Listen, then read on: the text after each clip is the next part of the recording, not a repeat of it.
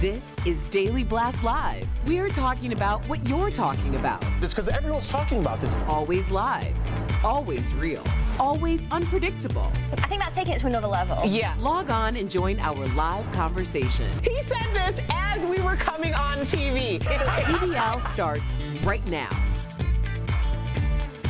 3, 2. Welcome to Daily Blast Live. It's Wednesday, June 12th. We are live and we're talking about what you're talking about. Right now, I'm here with Erica and Brandon. I'm Jeff. Let's get to it, guys. Tonight, we start with breaking new details in the alleged plot to kill Red Sox icon David Ortiz. Let's get up to Raquel Villanueva with news at the moment. Well, Jeff, right now, the suspected gunman in the David Ortiz shooting says he was part of a group ordered to kill the baseball legend. Police say Rolfi Ferreira Cruz, along with at least 5 other suspects, were paid $400,000 pesos to kill Ortiz. Now, that is the equivalent of nearly $8,000. The former Red Sox star was shot in the back Sunday night as he was sitting outside a club in the Dominican Republic. Police did not discuss a possible motive. Now, Ortiz's wife, Tiffany, says he's making good progress, but will remain in the ICU as he recovers at a hospital he was transported to in Boston. Thanks, Raquel. You pronounce that name excellent, by the way. I just wanted to say that. So police won't talk about a motive, but I have friends that live in the Dominican Republic, and this is all alleged. This is all rumor. This is just what's going on the rumor mill down in the Dominican Republic. So remember I said that this is over that drug dealer's mistress. Right. So allegedly he's bought her a Lexus, and they warned him, David Ortiz bought her a Lexus. They've warned him not to stay away from her, don't talk to her. So this happened, and then she shows up allegedly at the hospital and gets into it with his sister. Yeah, that's right. Sip it up. Ortiz's sister. Oh, she gets into it with Ortiz's sister at the hospital because she showed up. Like, again, this is all allegedly, people. I want to keep my job, and I don't want the drug dealer coming after me. So, and Erica, I don't want him to come after Erica either. What? I'm just sipping my tea. I'm not going out all by myself, Erica. I'm sorry. I'm sorry. You're next to We're her. going to have tea together. We're going to have tea together. But $8 grand? It's crazy, right? $8 grand, that's crazy. 400,000 pesos. Yeah, I mean, it's relative, but it's a lot of money if you're, I mean, it's money. Well, first of all, he said he was Not ordered. for a drug lord. Well, yeah, but if you I think we're getting into the semantics of the whole thing. But $8,000, if you don't have $8,000, I mean, a lot of people, $8,000. Oh, you're saying you could get them to do whatever they want. Yeah. Oh, I got you. Well, not only that, but I'm assuming in a lot of these places, the drug lords police more than the police do, so there's more authority there. Man, that's crazy. I know. And again, it's all alleged. This is just what my friend texted me. She lives down there. So I thought I'd bring it to the show. I like it, buddy. Doing a little journalism. Investigative journalism. There we go. Tonight we have new details in the Varsity Blues college admission scam. Former Stanford University sailing coach John Vandermoor was sentenced to, get this, 1 day in prison for his role in the scandal. The judge dismissed it as time served. He admitted to accepting over $700,000 in bribes from college applicants. He listed as sailing recruits. Vandermoor faced federal racketeering charges. Prosecutors asked for 13 months in prison to deter others who might try a similar scam, but he only got 1 day, and then he got 2 years probation in addition. Actress Felicity Huffman is still awaiting her sentencing in the scandal and faces 4 months behind bars, and Lori Loughlin has pled not guilty. She and her husband await their next court date. I don't know, man. I've been saying Lori, I don't think he's going to do any time, period. This man only did 1 day. Absolutely. And he's going to get probation. It makes me think Lori is still not going to serve any time. And I agree with you because the judge said that all the money that this guy got went directly into the sailing program. So if Lori can somehow convince the jury or convince the judge that that money was going to charity, or the crew team, or the crew team, then she may walk a free woman. Aunt Becky's coming out with the good hair.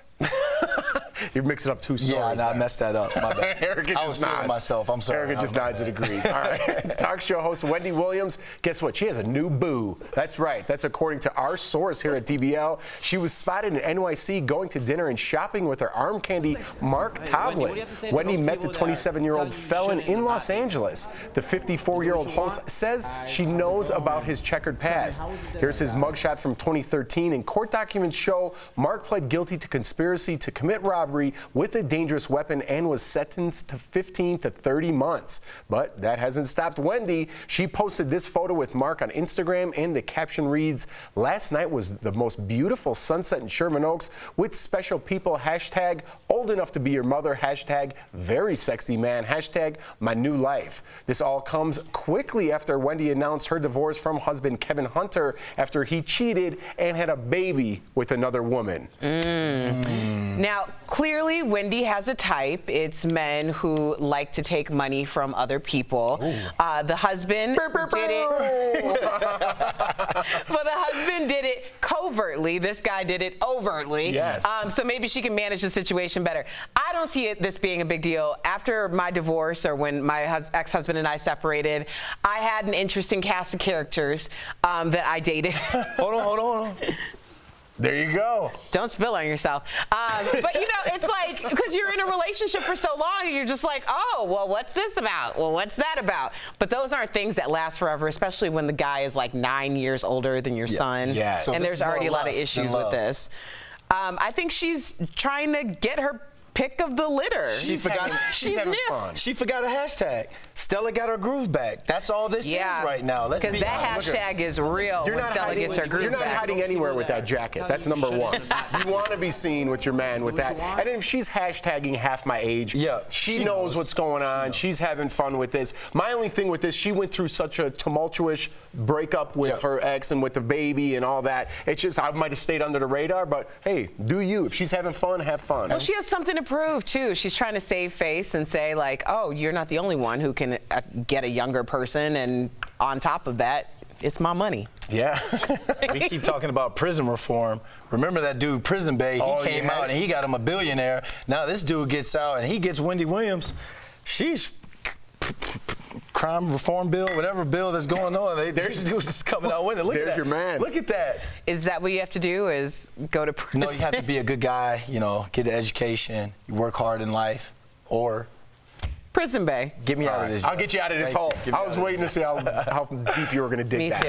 Khloe Kardashian, here, you could dig another hole, is yet again at the center of drama. She's addressing rumors about her ex, Tristan Thompson. He's also the father of their daughter. Many claim she started dating him when he was still dating his last girlfriend, the mother of his son, Prince. Khloe started off by saying, quote, "I need to say my truth. I met Tristan because he chose to go on a blind date with me. After going on some dates, Tristan told me that he had an ex that was pregnant. Obviously, I was reluctant about continuing to date on or continuing to start a relationship. He had me talk with his most inner circle, his best friends, business associates, and even his mother told me him and his ex were broken up before we met. This all comes after Tristan cheated on Khloe with her half-sister Kylie's best friend Jordan."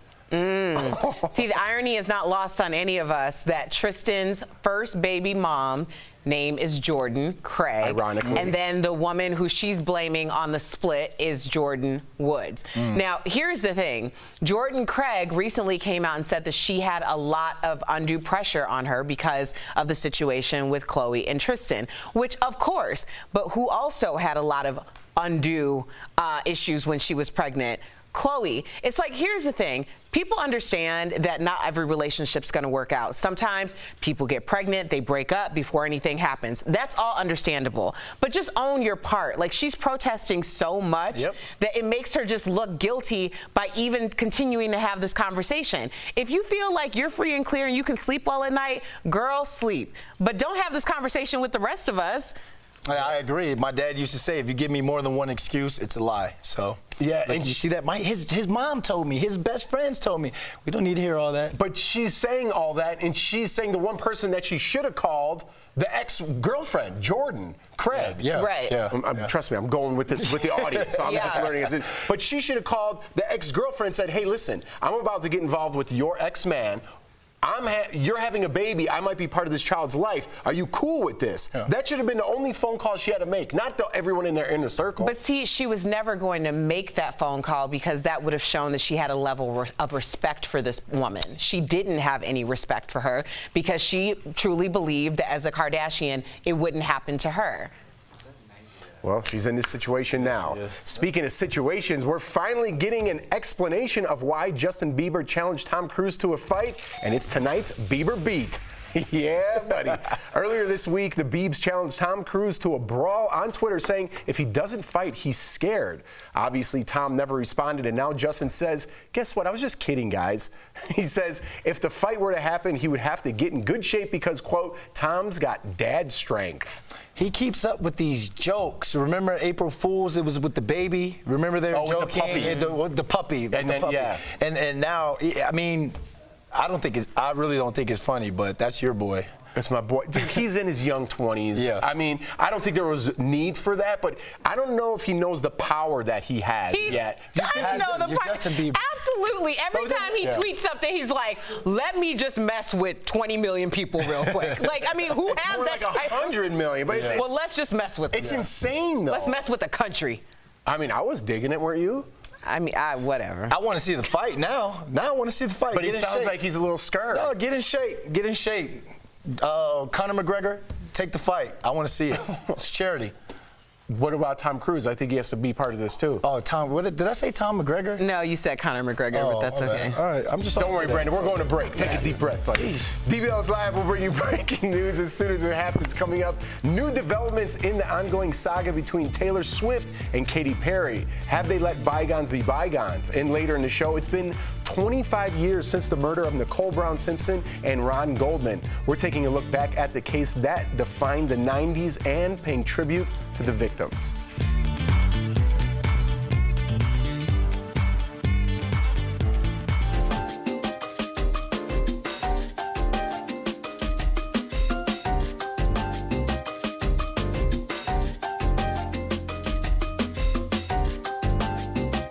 So, yeah, we're between breaks right now. We're talking about Tom McGregor. No, you said Conor McGregor. You said Conor McGregor. Well, how come you were like, he needs No, to take because the fight? Conor McGregor's company is promoting the yeah. fight. But Tom Cruise still has to fight in it. Yeah, okay, cool. You know what I mean? But, yeah, I don't know, man. I think sometimes he's just a kid, even though he's 25. That's not much, you know. But, you know, you're just at home being a goofball and you just tweet something stupid, and then all of a sudden it's in every single tabloid and newspaper and social media thing everywhere. You think he knows that power that he wields? Absolutely. Just think of everything that he's been through, the reason why he's kind of gone through the depression and everything because of his celebrity. He understands the power of his celebrity. If he walks outside or if he goes and gets a frozen yogurt, he'll shut down that entire parking lot and that store because he knows he's Justin Bieber. So when you put something out and you're teasing like you're gonna have a baby, of course people are gonna be upset when they figure out that it's a joke. Of course they're gonna be let down. And then you get into something with fighting Tom Cruise, and now everyone's like, wait, you just found God, you just got married, you know, you're trying to turn a new leaf. What is all this? But why are people Why so all this? invested? Why are people so like invested that they to a point where they get upset about it? You know what I mean? I love Justin Bieber. Well, let's take it easy. I like Justin Bieber, but I'm not mad that he does these things. Because when it comes to the baby thing, people who struggle with infidelity, infertility are the ones who lashed out. Like, I'm having trouble having a baby, and you're making a joke about it. Again, I know. You know what I mean? I get what you're I know. saying, but again, shouldn't be so invested in someone they don't know. Yeah. You know? Especially when they're 25. Everybody in here, as she gets her little.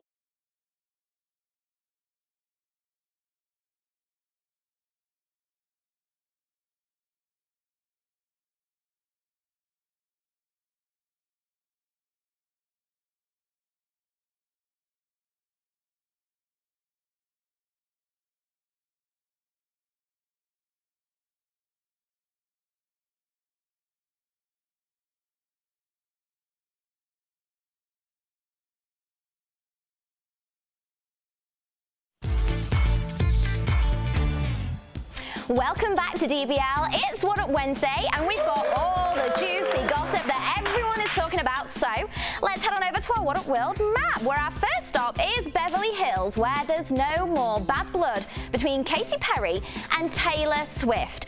check this out. Apparently, Tay-Tay made Katie these cookies. And if you can't remember why the two stars were fighting, it began with John Mayer. Both girls got it on with him in their early careers, and then things got messy. There were rumors of sabotage, and both of them wrote 2 epic diss tracks. Now, it's taken 4 years for a truce, and now one of the most epic feuds in pop music is officially over. So, here's what's up. I mean, am I the only one that is boomed? No more diss tracks, no more awkward moments at the award shows. Like, this is really sad, so we all need to take a moment of silence.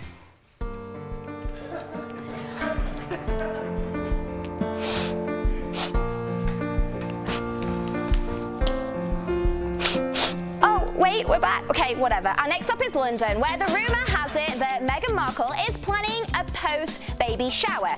Now, it's not royal tradition to have one of those, but word on the street is that Meghan really misses her famous pals and can use the party to see everyone again. So, here's what's up, Meghan. I get it. I mean, I'd miss George Clooney all the time if I knew him personally too. I mean, yeah, babe, come on. You live in a castle. You're impossible to buy gifts for. Why don't you just schedule a brunch at the palace instead? I mean, we all want a castle, right?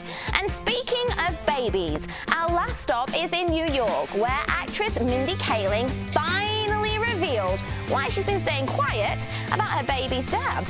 The late-night star, who had a daughter in 2017, told the New York Times that she's not talking to anyone about the dad until she talks to the daughter first. Here's what's up, R-E-S-P-C-T. That's what it means to Mindy. I mean, I applaud Mindy for setting boundaries. In fact, why don't we all clap for Mindy? You go, Mindy. That's been another edition of What Up Wednesday, and we will be right back.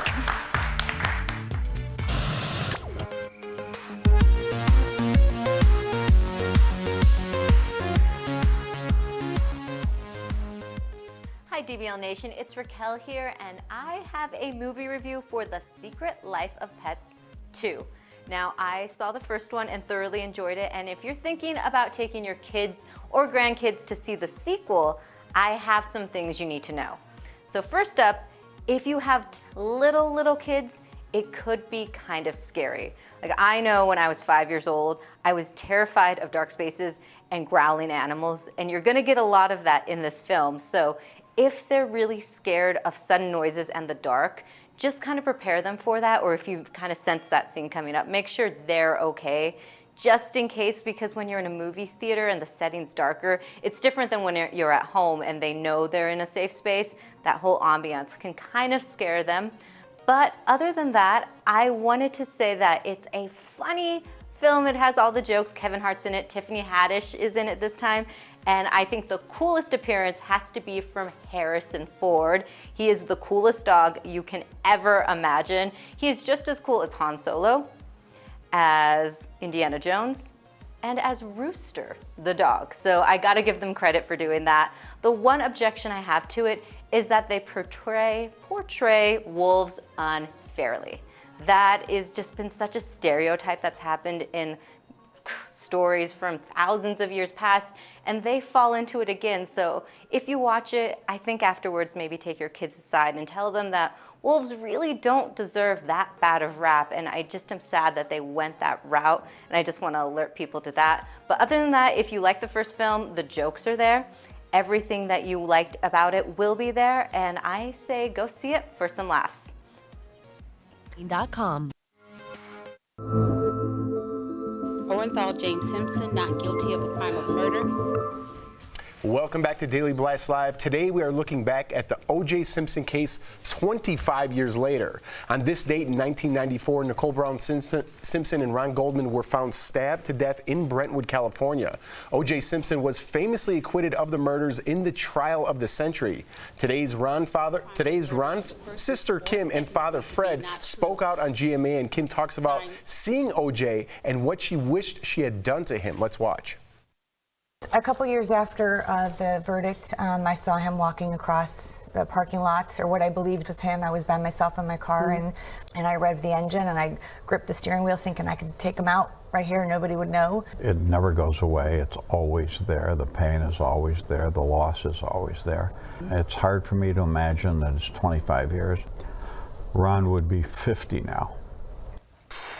I can't believe it's been 25 years since this case. I know. remember it. I mean, I followed this. I was into this. I remember my mom watched it. I think every family watched this case, you know, and I think back to my high school years. I think of the O.J. Simpson case. Yeah.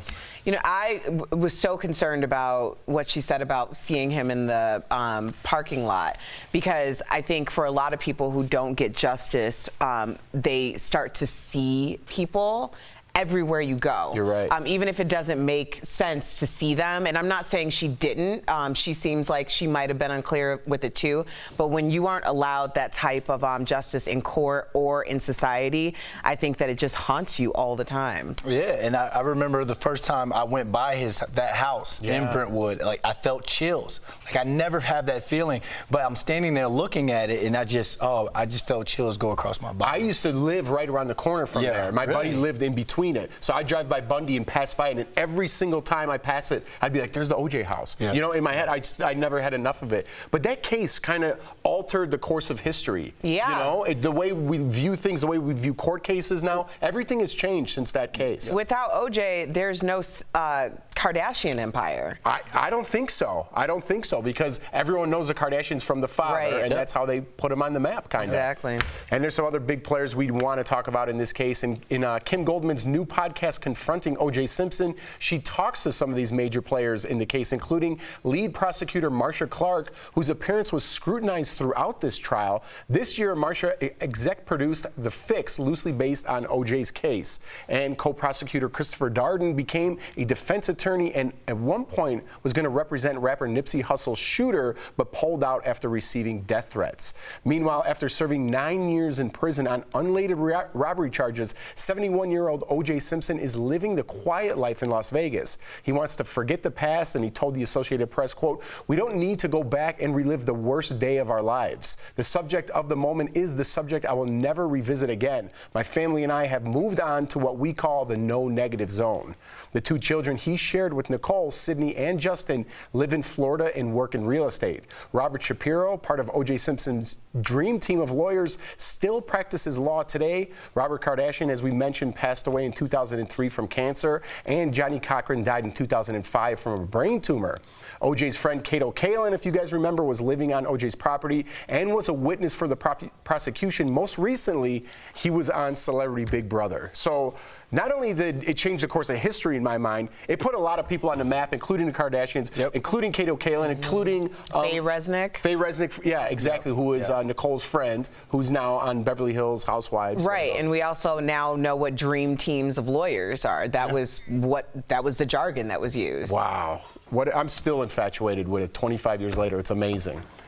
But we do want to dedicate this segment to the victims. Let's not forget them, because that's what today is all about. Absolutely. Nicole Brown Simpson and Ron Goldman. We'll be right back.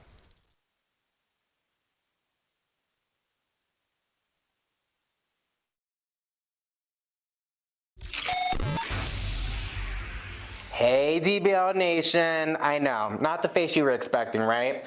Well, it's the face that I want, though. It's kind of freaking cool, okay? Welcome back to another episode of Beauty Blast, guys. I'm Jeray for this lay. Today, we're talking about LED mask. Dr. Dennis Gross actually has been hooking us up, and I really want to talk to you guys about this product because it is life-changing. Now, if you don't know about LED light therapy, today's your day, guys. These are amazing products that will help to make sure that you're actually smoothing, brightening, and actually resurfacing your skin at times too.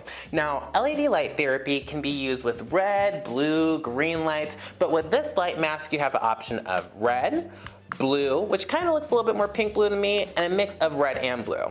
The red is going to help with anti-aging. This is going to help to make sure that any wrinkles or texture in the skin is being smoothed out and being plumped up as well. Now the blue, which looks a little blue-pink to me, this guy is going to be helping with acne. If you suffer from acne, this is going to be the best for you. It's going to help to make sure that we're diminishing any bacteria and helping to make sure that you can prevent acne breakouts as well. Now the last one is a mixture mixture. This is great for people who have adult acne or who maybe have suffered from acne scarring or who just have a little bit of everything going on. This is going to be the light that you want to be on. Now the best part about this, guys, the treatment is only for 3 minutes. It's auto shut off. You put it right over your face for about 3 minutes here and relax. It even comes with a little hair pull or a adjustment so that you can keep this on your head and kind of walk around and do whatever you need. Now personally, I like to lay back and enjoy this and you know, relax for my full 3 minutes. Make sure that I'm keeping my beauty time for me, guys. So guys, as you can tell, this mask is amazing. It's practically the future. You can have a whole light therapy just for you at home without seeing a professional, without leaving your house. Who doesn't want that? So if you need one, check it out at Sephora.com, Nordstrom, Dillard's, or just go to drdennisgross.com and get yours today. Now, you just witnessed another great episode of Beauty Blast. Make sure you click that subscribe button and follow me over at You're Ready for the Slay. We'll see you guys next time.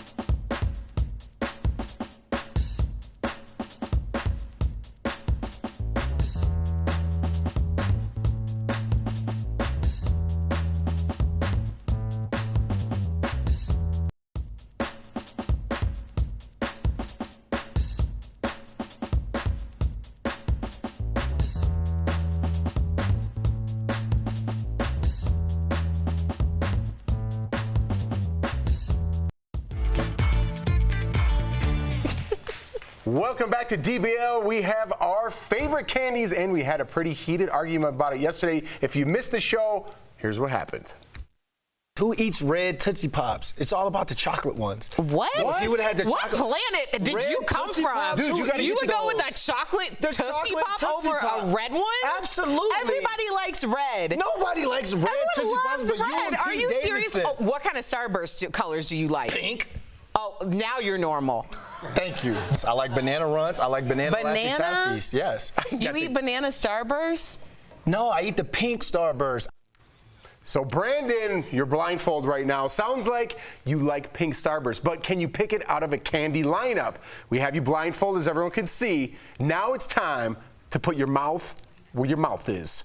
All right, there's your Give me first your one. hand. You There gotta you go. tell us which. You wash your hands? Yes. All right, that's one. We have 30 seconds. That's lemon. That's yellow. All right, what's this one? Oop, oop, oop, oop. Yeah, here you go.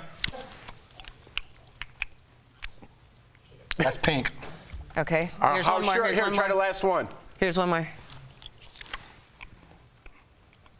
That's pink. Okay. Take your All right, blindfold take your off. blindfold. None of them are pink. Bam, bam, bam.